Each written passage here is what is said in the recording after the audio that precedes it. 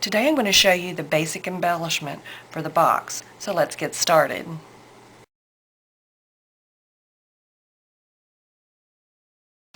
First, we need to choose our shrink plastic.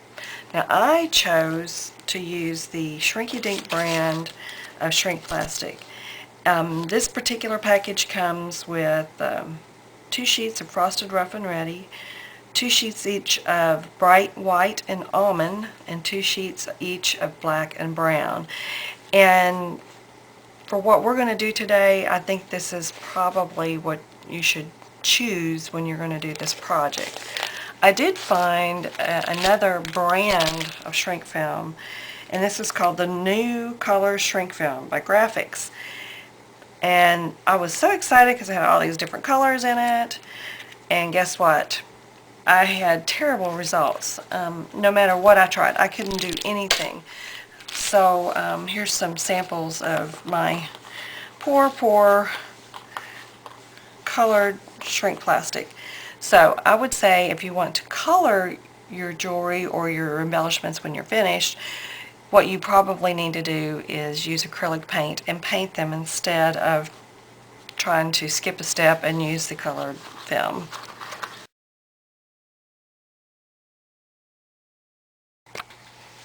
First, you're going to need a piece of shrink plastic just large enough to cover my die completely. And then, of course, you'll need your Stampin' Up! Lattice die. So what I'm going to do, I'm just going to actually place the shrink plastic on the die, make my sandwich, and run this through my Big Shot. So I'm not going to do that in front of you today. I know most of you know how to do that already. We're going to take our lattice die cut piece, and we're going to bake this in our toaster oven.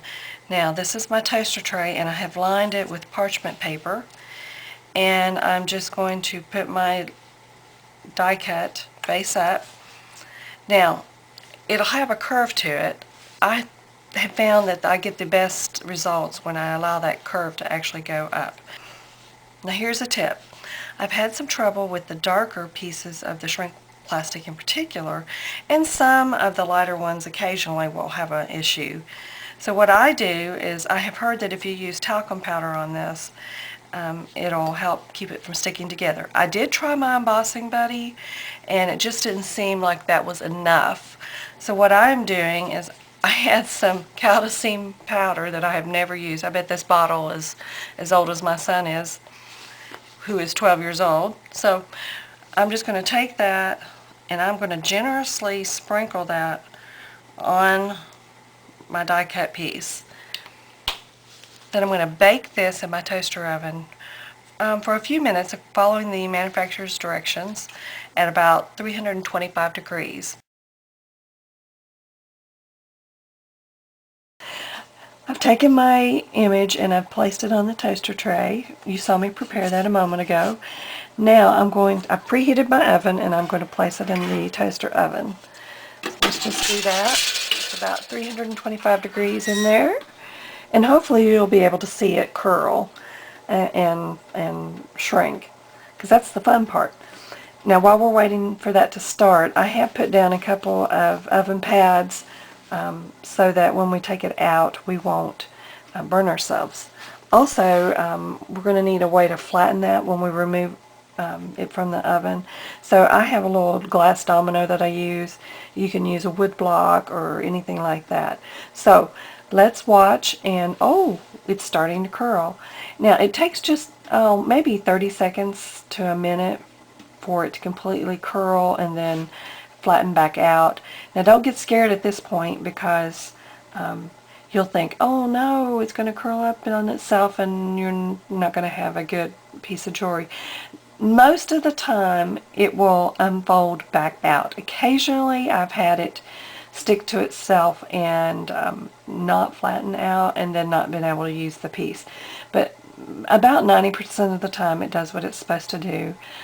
Okay, it's starting to open back up. Okay, there we go, and it's opening. Oh, I think we have success. There it goes. It's flattening down. So you just need to give it a little bit of time, just when you think things are at their worst.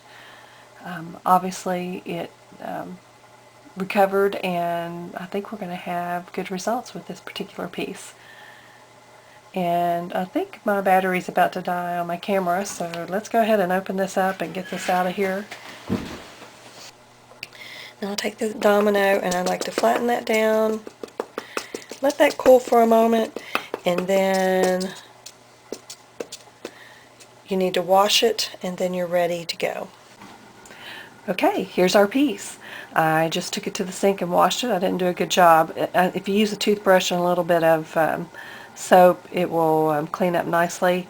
And I don't know if you can see this in the video or not, but it kind of lost some of its sheen because of the talcum powder. So I would go on to the next step. You really wouldn't want to use it like this because it's not very pretty.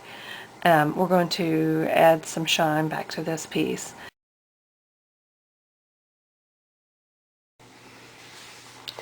Okay, here's a couple of pieces that are out of the oven, and they really need to add some sheen back on them. So there's two techniques that you can do to add some life back to your plastic piece. Now, for my jewelry, I used Crystal FX, and I actually like this better, but it takes a while to dry, and you just kind of have to leave it undisturbed. And so wouldn't recommend that necessarily for a workshop. So if you need something fast, I would go with the second method, which is clear embossing powder. So what I'm going to do is I'm going to take my Versamark pad, and then I'm just going to choose which side I want to be my up. And I think because of the curl, I'm going to actually, there's a slight curl to this, I'm going to make that, this is the side I'm going to choose. And I'm just going to push it into my Versamark pad and get a good coating on that. Set this aside. This is my clear embossing powder. I'm just going to put that face down into my embossing powder and kind of swirl that around. It makes really cool designs in your embossing powder too. Okay, now, whoops, be sure and pick it up from the sides. Don't worry too much about this extra embossing powder. Nobody's going to see the back of this embellishment because it's going to be on your card front or on your box. Okay, put the lid back on this. Set this aside. Now when I emboss, I cover a piece of just corrugated board, box, whatever, a lid from my Stampin' Up box, and I covered it with aluminum foil. I've used heavy-duty aluminum foil here, and that gives a surface for your heat to reflect up off. Then I'm going to use a skewer and my heat gun.